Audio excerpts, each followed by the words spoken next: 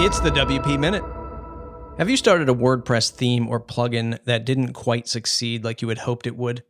It might be time to sunset your WordPress product.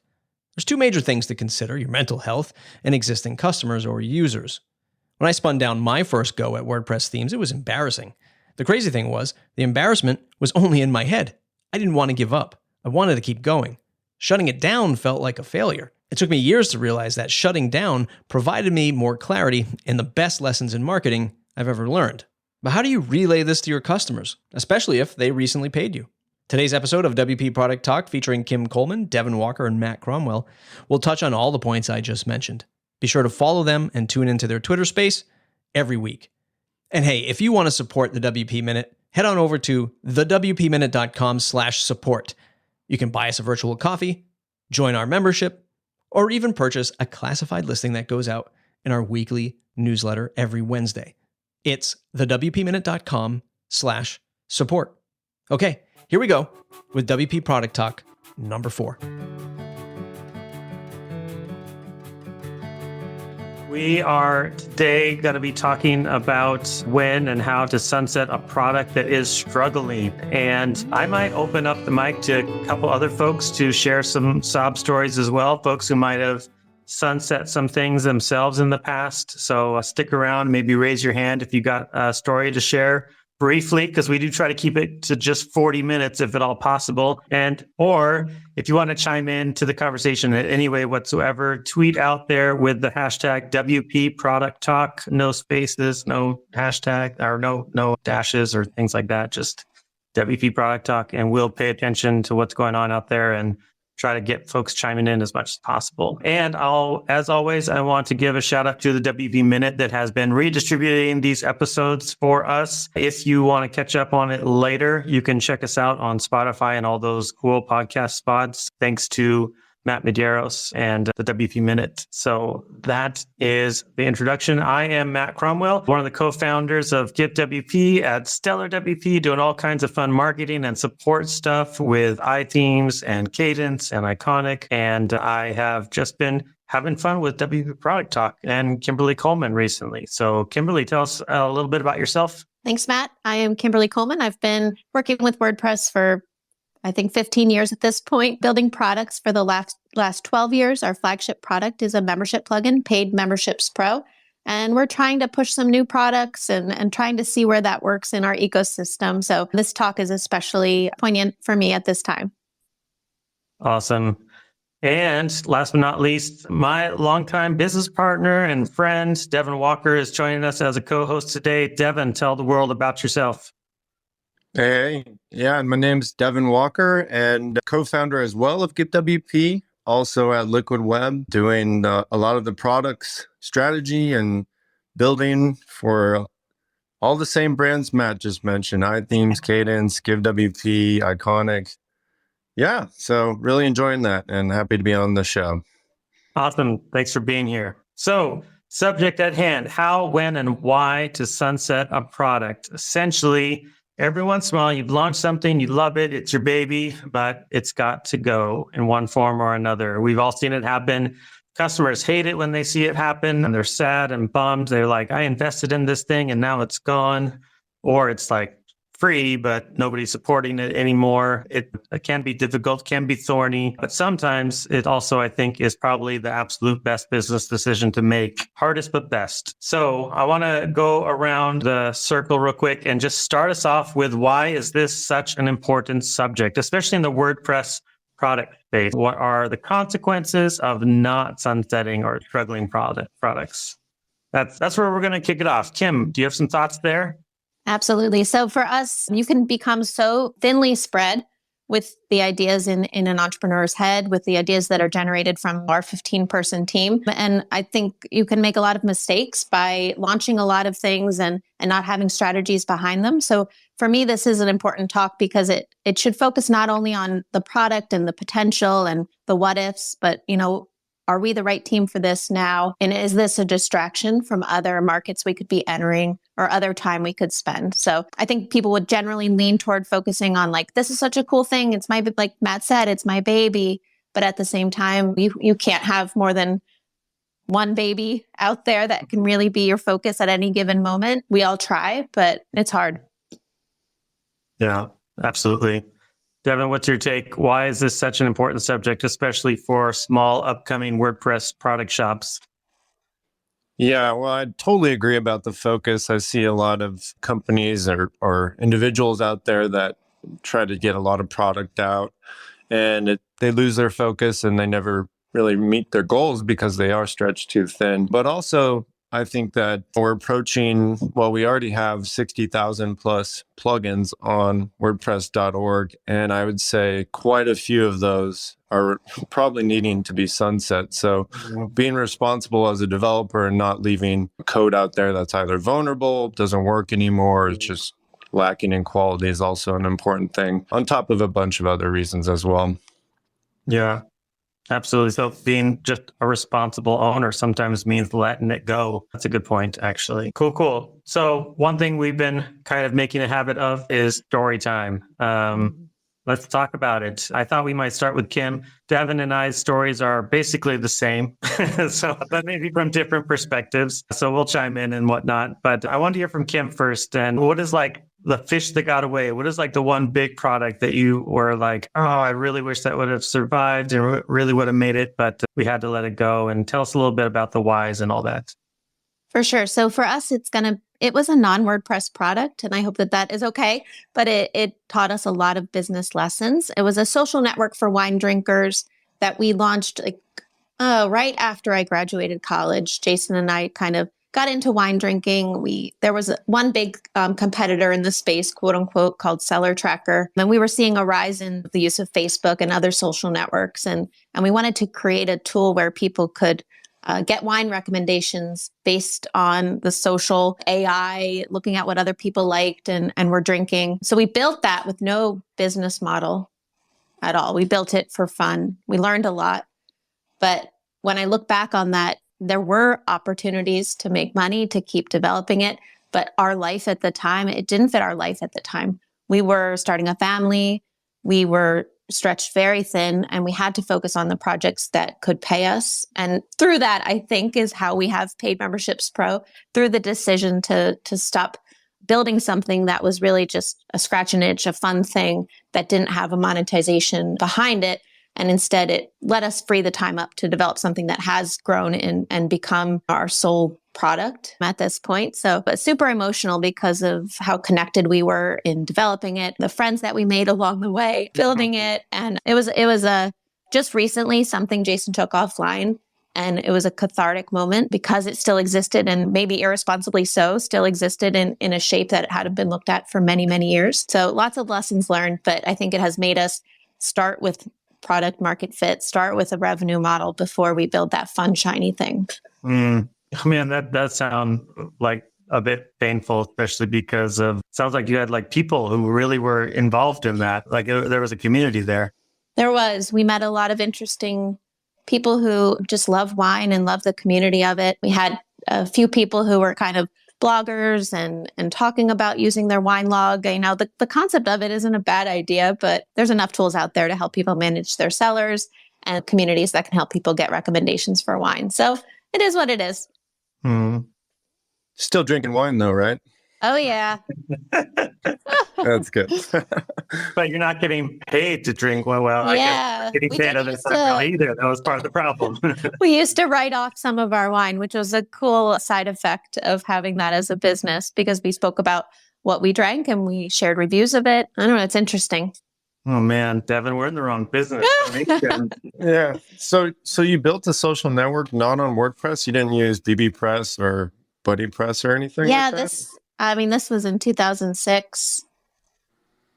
The Year's App 2007. It was early stages for when people saw WordPress as the backbone of a web application, not how we see it today, that it can power such robust sites. It was very early days. We had like a version 3.0 or whatever it was that was going to be WordPress based, but we never got that off the ground for these reasons. You have to pay your bills. Right. Yeah. Absolutely. Was there like any one particular moment when you just looked at it and you were like, oh man, we got to let this go? Like, was there any kind of one, like, thing? Yeah, we Circumstance.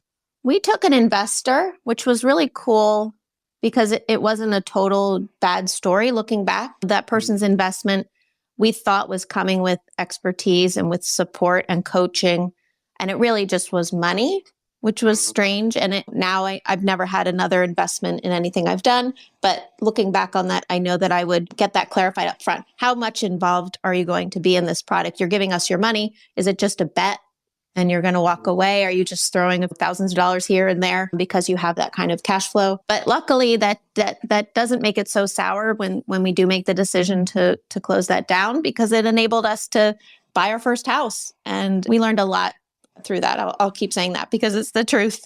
Cool. Well, let's keep going around the circle. Devin, I was going to leave the story time to you. We have a couple different ones that we could talk about in terms of things that we have sunset along the way and why, and because each of them has a little bit of a different story. But which one do you think you'd like to talk about? I can volunteer one, but what do you want? I think let's talk about Maps Builder. That's a good story.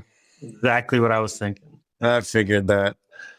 Yeah. You want me to kick this off? You, man. It's all you.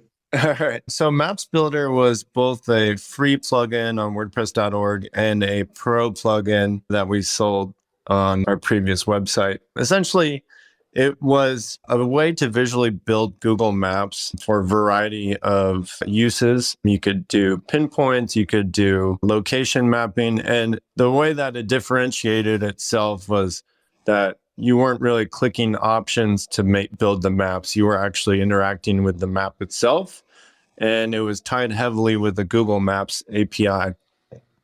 And it had some really good initial adoption and momentum in the marketplace. And we were pretty excited about it until Google started changing some things with the API, which made it much more difficult for our end users to work with it. So the main difference there was that they started requiring API keys in order to work with Google Maps.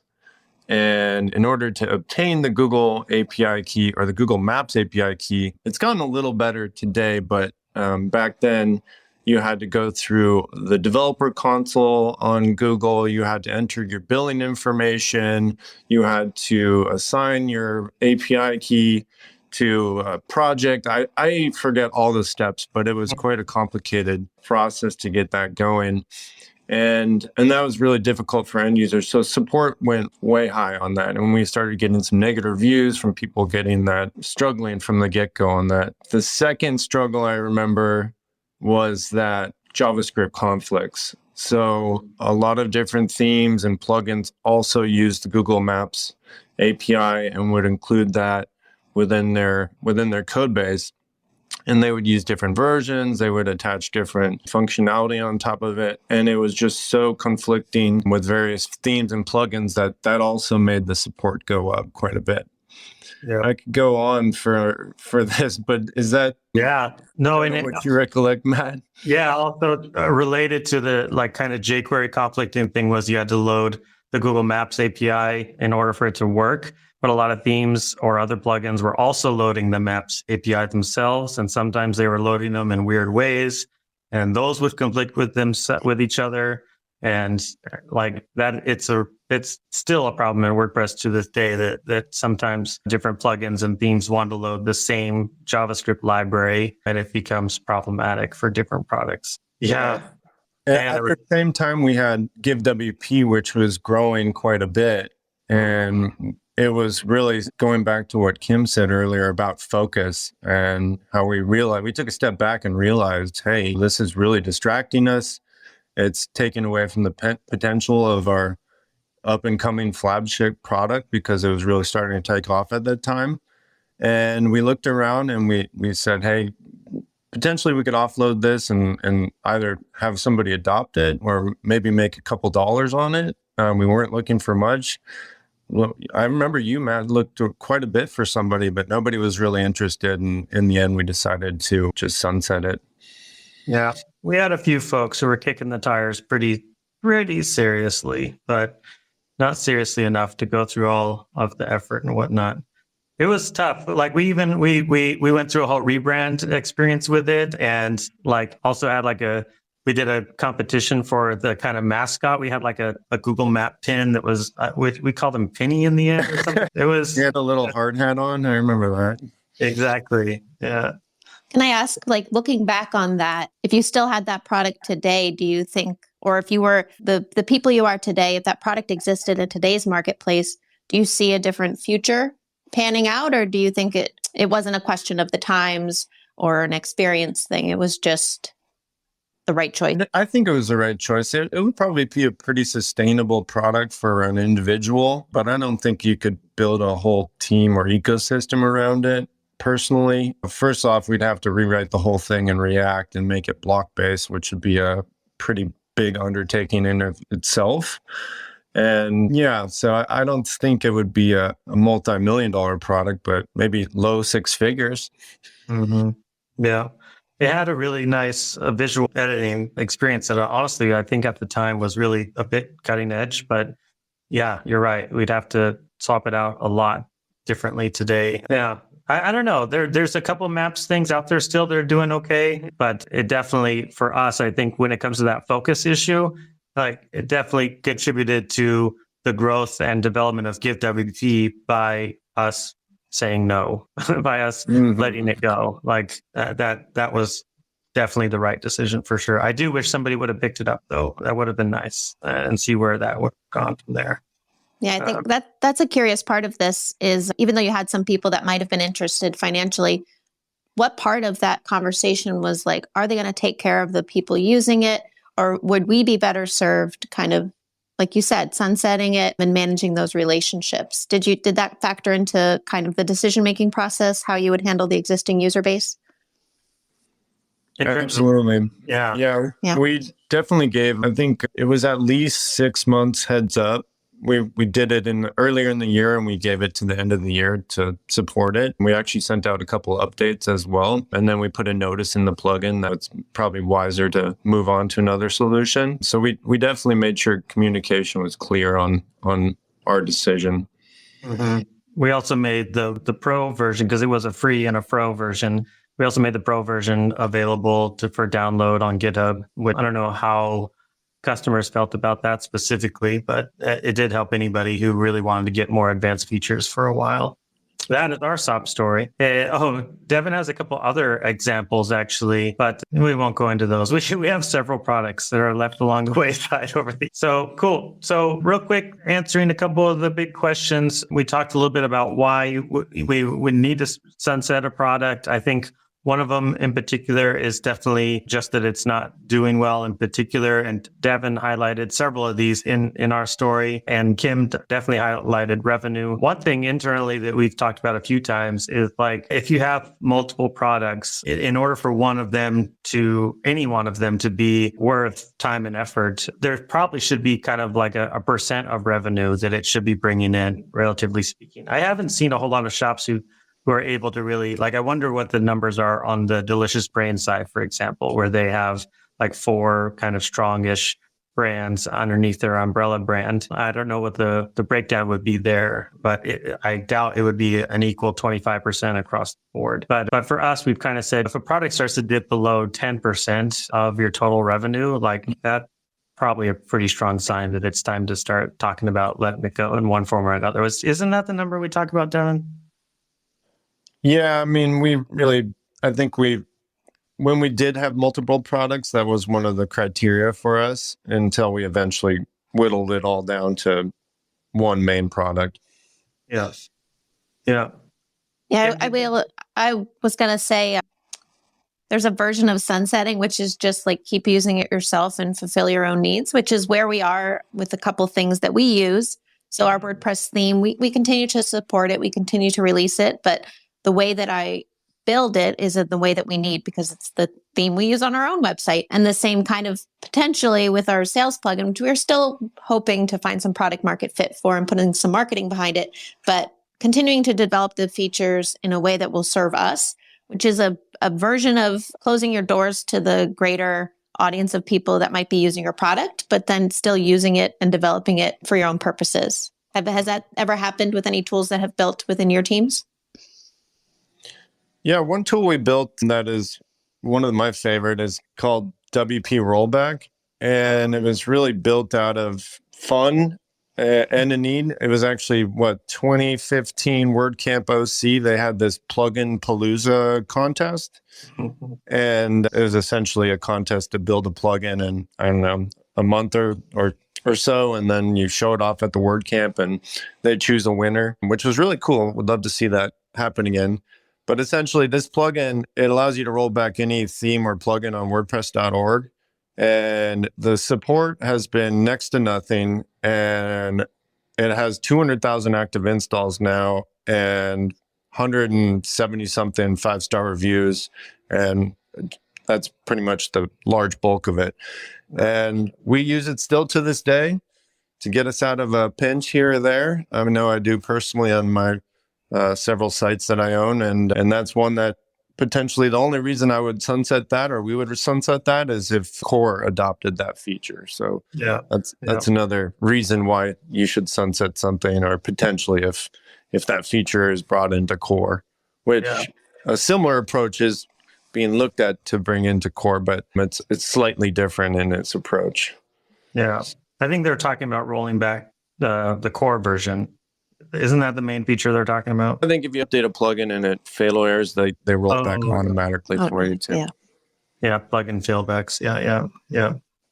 Well, I mean, related to that too, like even with the Maps Builder, like when the product itself depends on another larger brand, there's always potential for that larger brand doing crazy stuff that makes your dependent product a lot less sustainable in the long run. There's lots of examples of that. Like even often WooCommerce extensions, they're living fat and happy and enjoying their active installs and sales, and then all of a sudden WooCommerce launches their own version of the same product on their market. That's happened a few times in the past. That kind of stuff can really be hard and difficult to navigate. Yeah, what's that called? Getting Sherlocked?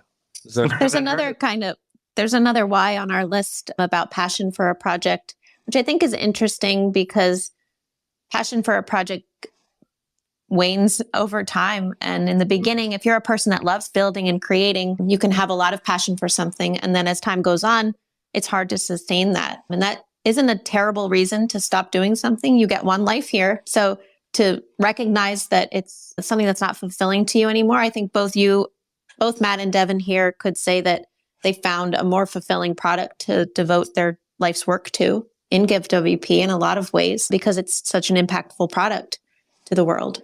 Yeah, absolutely. Directions are important, but I think donations are trump that. Yep.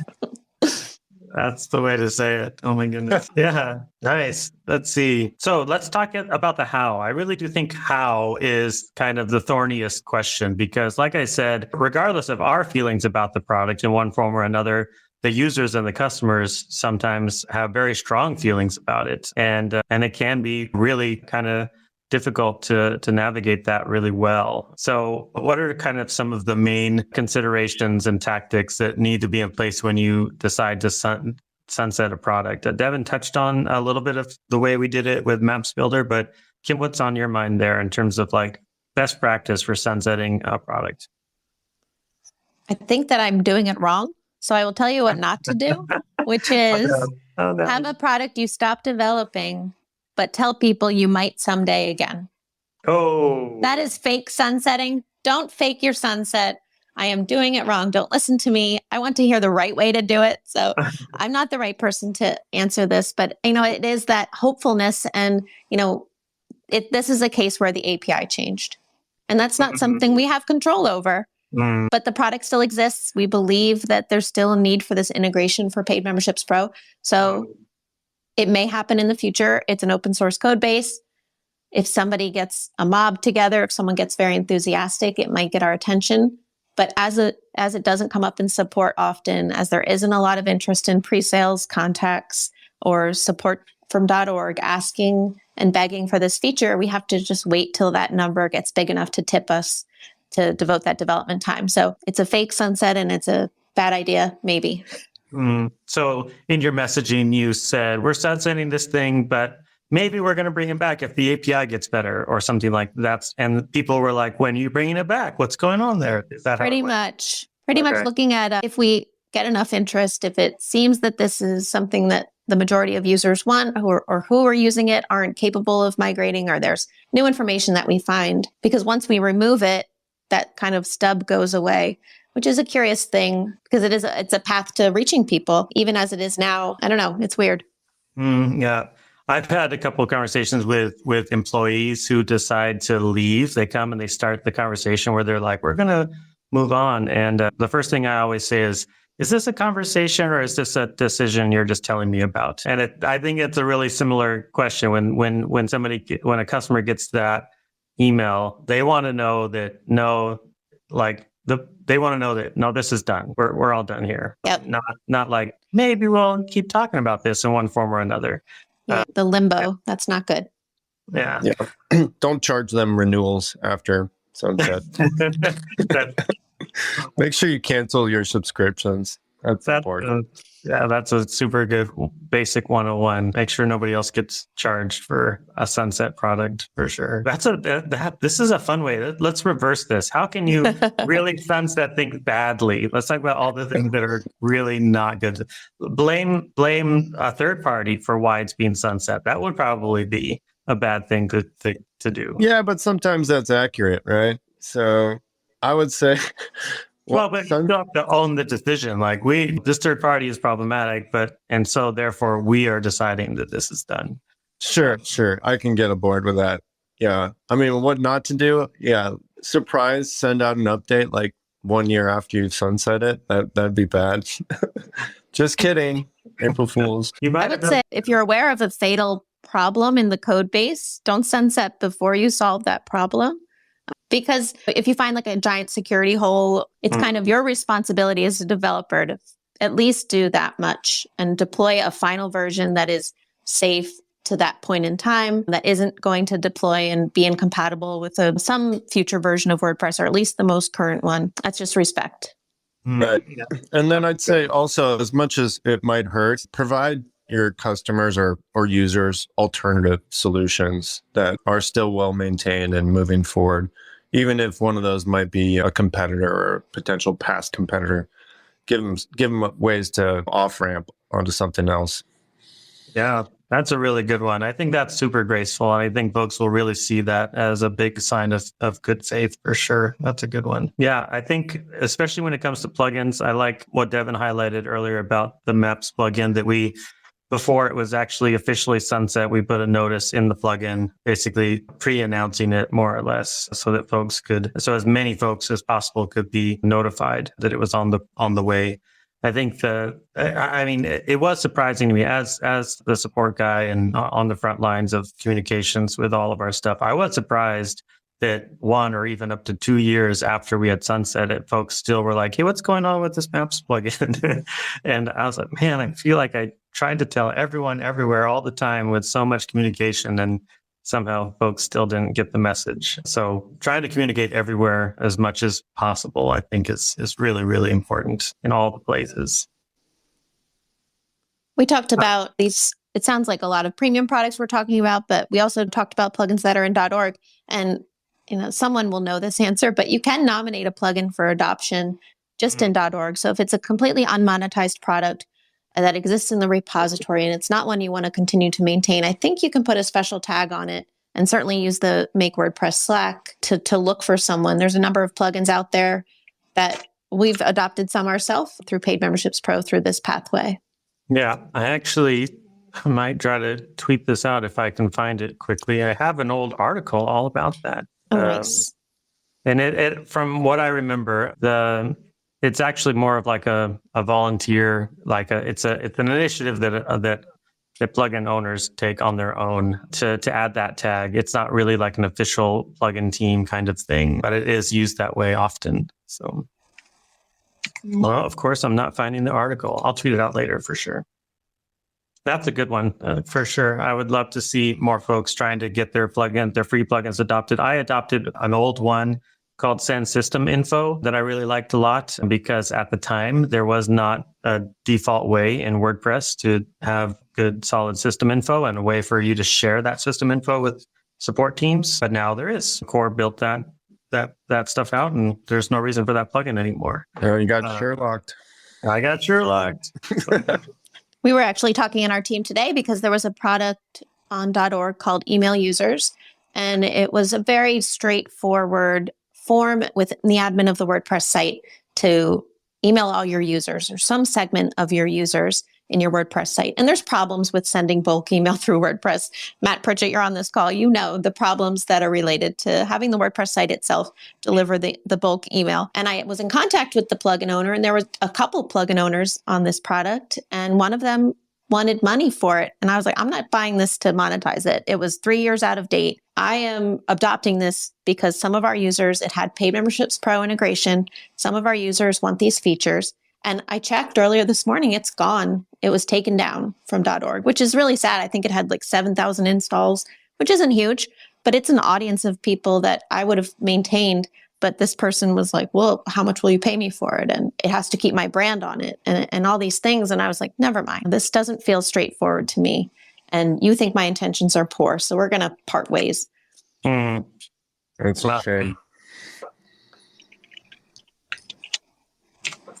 So there is a URL, I'm going to share it out, where you can see all the plugins that are up for adoption, basically. And there's actually quite a few that are on there right now. So I just tweeted that out, but you could go to wordpress.org/plugins/tags/adopt-me, and that'll get you there. A couple interesting ones. Divi title module. Not sure why Divi is short of titles, but might be interesting. Simple content experiments. Ooh, that sounds fun. Don't turn this into a talk about getting more products. Yeah, right. It's fun to go shopping. This is like going to the pet store. I want all of them. Can I take them all home with me? Nice. Does anyone have a story of someone who got like super angry after a sunset product, or anyone in the listening live now, someone who really struggled with this decision and kind of how you manage their feelings? That's a good one. I'm trying to think of there definitely were some folks who were, especially Maps Builder, because that one was one that honestly, there were some websites that really, there were especially adventure journey type sites that really needed it for a lot of reasons. Their business depended on, the website itself depended on in different ways, or being able to map directions on the website for different purposes. There were some folks that really were like, oh, this is really terrible for me and my business. Is there any way at all that you could continue supporting this?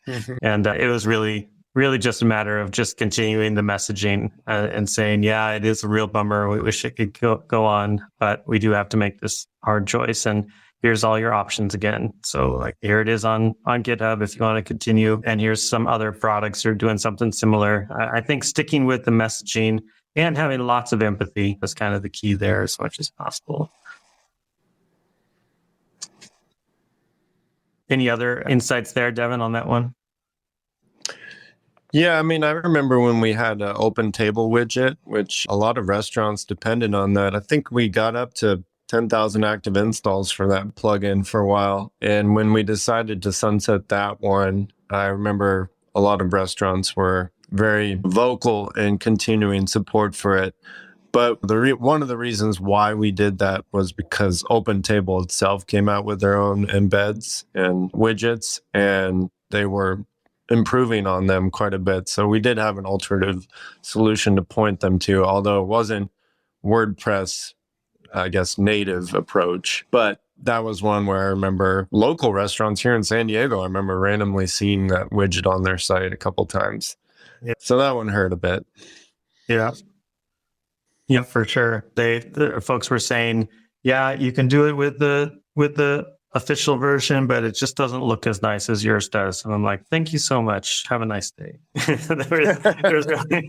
there wasn't much to say. It was like, I'm so cool. Well, we are about at the 40 mark. I did see Jamie Marston jumping in and out. I was hoping to get him to share a little bit of his story, but looks like he jumped out again. But if anyone listening in has a sunsetting their product story that they want to share on Twitter, please do so and try to use the hashtag WP product. Kim, what are we doing next week? All right, let me pull this. This is a good one. We are going to have Courtney Robertson on. And I think Courtney works in the Learn WordPress teams and also is in developer advocacy, I think, through GoDaddy, but I don't know the exact title. We will get that right. But our topic is nurturing and developing entry-level team members. Courtney did a lot with a boot camp in tech and helped a lot of people get started in WordPress and get started in technology. So super expert advice for nurturing entry-level team. Awesome. I'm looking forward to that. Courtney's awesome. Devin, any last thoughts? Any last tips or advice for everybody before we take off? No, I'd say sunset responsibly. Thanks for having me on the show. It was very fun. We all built some great products over the years. Unfortunately, sometimes you have to let them go, and it's our decision, but done responsibly, everybody benefits in the long run. So, yeah, thanks for having me on the show. Super fun. Absolutely. Thanks, Devin. Kim, last thoughts? I would just say try to take the emotion out of it as much as possible. I love what you said, Devin, that it's going to happen in your life, and to do it responsibly, you won't feel bad about it later. And the decision to not sunset something is often an emotional one. So try to look for other things to fulfill that part of you and make good choices. Yep, absolutely. My final thoughts are keep it as customer centric as possible. What can I do to make this as obvious and clear and seamless and smooth as possible for all of the users and customers of this product? Think of them first and foremost, because all the business benefits and whatnot can happen later. But during the sunsetting, it's all about them and treating them as well as possible. So thanks so much, everybody. Have a good week. We'll see you next week with Courtney here. Thanks so much.